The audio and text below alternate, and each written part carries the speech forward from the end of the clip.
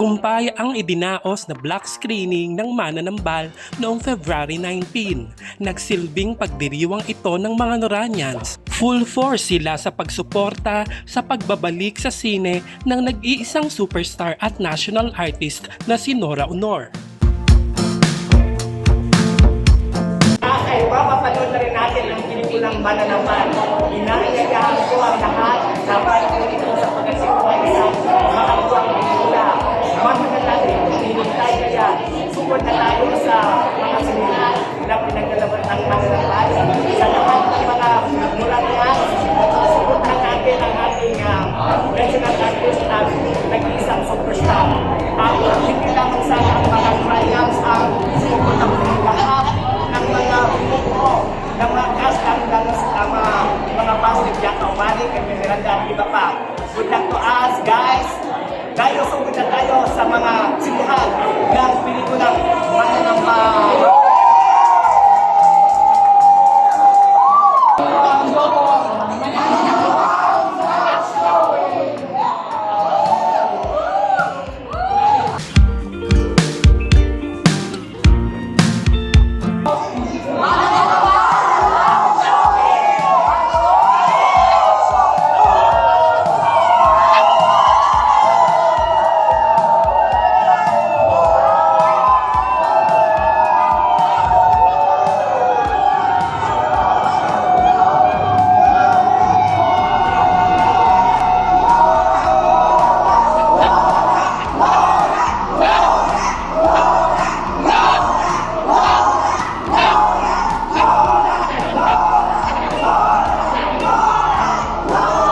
Bumisita sa black screening ang ilan sa cast ng pelikula na sina Bianca Umali, Edgar Alan Guzman at Jeric Gonzalez.